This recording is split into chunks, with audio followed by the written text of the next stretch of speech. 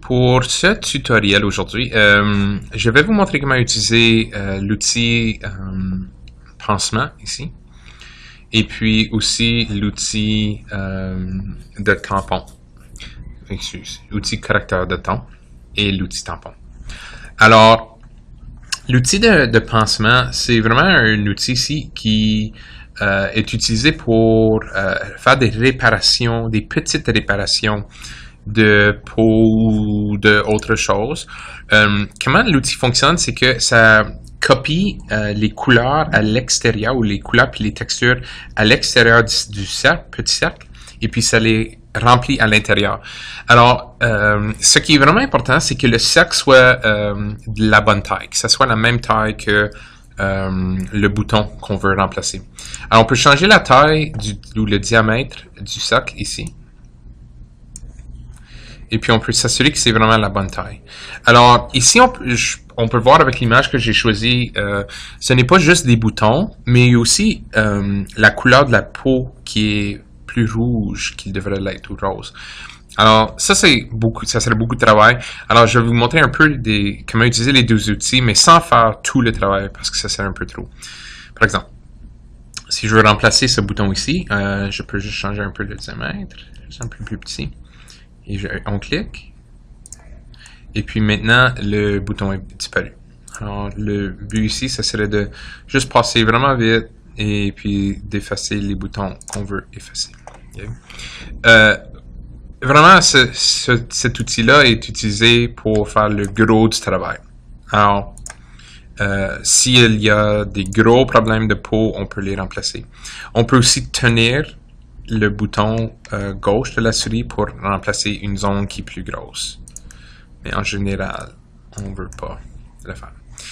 Ici, l'autre chose, on peut remplacer des marques de beauté, mais il y a des personnes qui croient que ces parties-là font partie de la peau de la personne et que ce n'est pas une erreur, tandis qu'un bouton comme celui-là, ça serait plutôt quelque chose qui ne devrait pas être sur la peau, par exemple, ou sur le nez.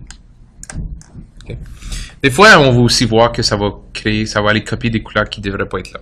Et voilà pourquoi on va utiliser aussi le tampon. Alors, une chose que j'ai oublié de mentionner, ce serait vraiment bien qu'avant de faire votre travail, que vous dupliquez le calque. Pour avoir un calque, celui où vous allez faire votre travail. Et de cette façon-là, quand vous allez faire le travail, vous pouvez ensuite comparer avec le produit final, juste pour voir la différence. Des fois, c'est motivant de voir comment vous avez fait des petites choses, puis comment ça a amélioré vraiment la photo, comment ça paraît mieux que ce l'était avant.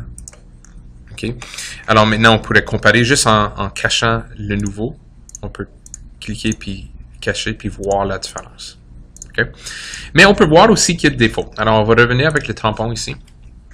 Le tampon, lui, on veut l'utiliser, moi je préfère une certaine grandeur, pas trop gros, mais pas trop petit non plus. Puis ensuite, pour la dureté, je le baisse toujours au minimum.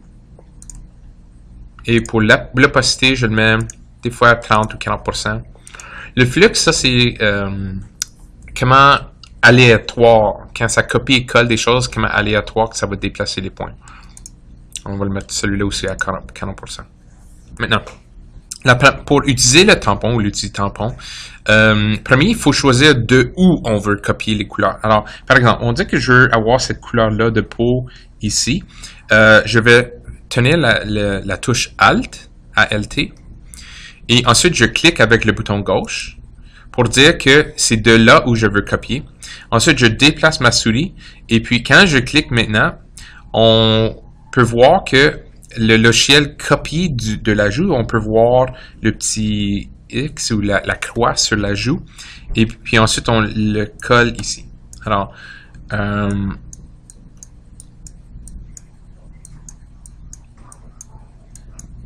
je peux voir que ça devient plus foncé. C'est pas tout à fait ça l'effet que j'espérais avoir.